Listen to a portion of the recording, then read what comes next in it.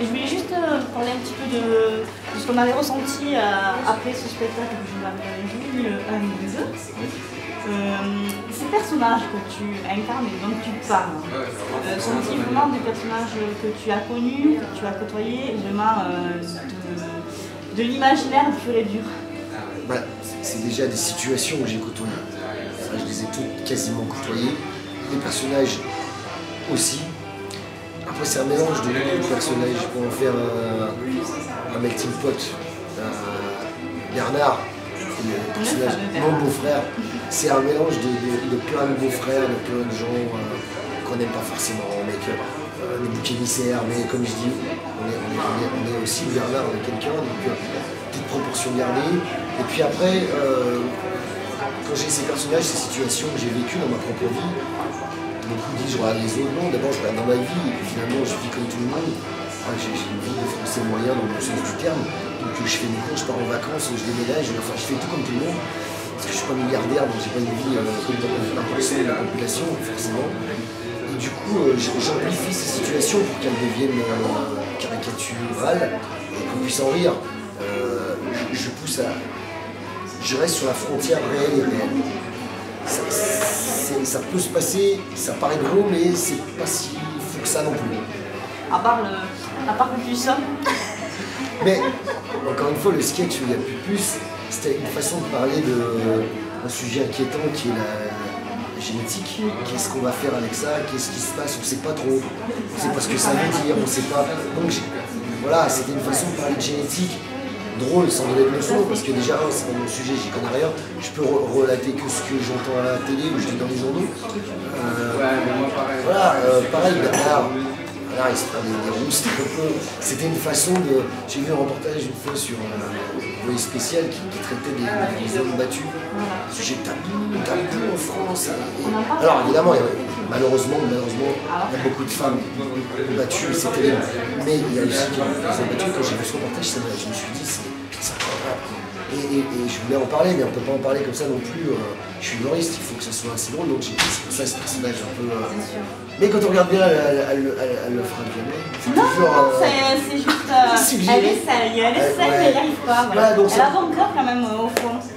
Et en fait, c'est ça, c'est tous des sujets des fois assez graves qui m'ont touché, qui m'ont interpellé, qui m'ont choqué, qui m'ont fait rire ou pas, et qui sont mélangés, mêlés dans les sketchs que j'écris, qui sont à 1, 2, 3 ou 4 lectures.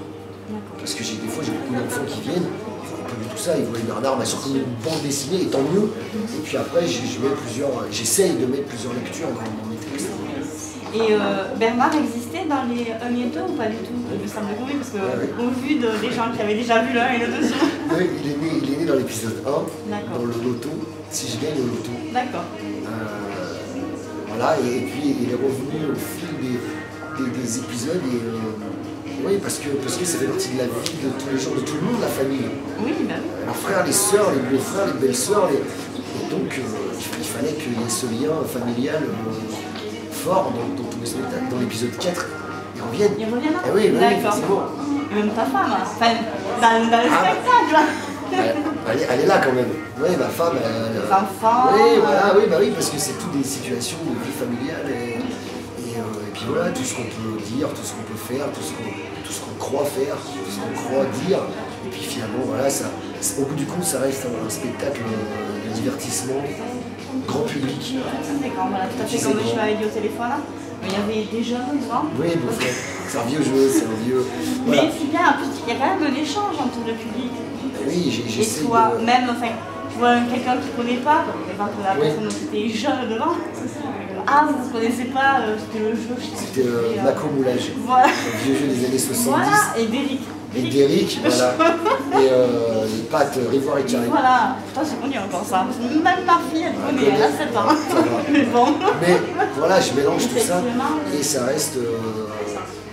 J'ai toujours été élevé à la sauce Louis de Funès, dans la mesure où voilà, cet homme a dit, quand on voit au début de ses films, toute ma vie je n'ai eu qu'un seul but, divertir les petits et les grands. Sans me prétendre, j'ai pas le talent de Louis de Funès, mais voilà, j'ai cette envie aussi de faire du divertissement populaire, comme le faisait à l'époque Robert Lamoureux, voilà. Et Sans plus. Voilà. Mon travail, c'est ça, sur Terre. De divertir pendant 1h30. Je pense que t'as réussi. J'espère. À part, bon, je crois qu'il crie un peu derrière, je sais pas. Au début. Au début, tu l'as calmé. Ouais, voilà. Ouais, Oui. c'était un truc pour mettre l'ambiance aussi. Non, je pense qu'il était un peu... Mais il avait un petit peu. Ouais, voilà. Mais là, il s'est venu tranquille après. Voilà, et ni plus ni moins, c'est ça. C'est pas, contrairement à ce qu'on voit en ce moment, un phénomène de starisation à tout va, dans tous les domaines. En ce moment, tout le monde est jugé sur tout, la cuisine, les comiques, les mariages, tout le monde juge tout. Je regarde les émissions d'humoristes et je me dis, est-ce qu'il y a cette volonté de vraiment divertir ou c'est juste une volonté d'être célèbre?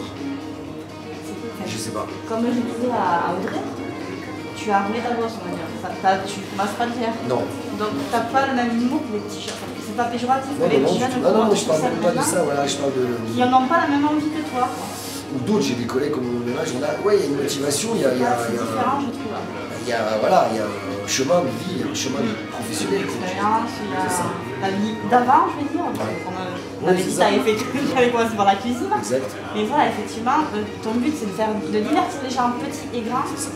Bon, moi c'est la première fois que je vois un spectacle et du début à la fin on rigole. On en prend plein au début, les femmes. On va faire le ménage. C'est tellement vrai. Mais effectivement, le mec, tranquille. C'est vrai. Mais c'est vrai que c'est des caricatures, mais c'est la réalité. Voilà. Mais sans méchanceté, il n'y a pas de politique, il n'y a pas de sous les ceintures, c'est pas. On prend des enfants parce que c'est ça.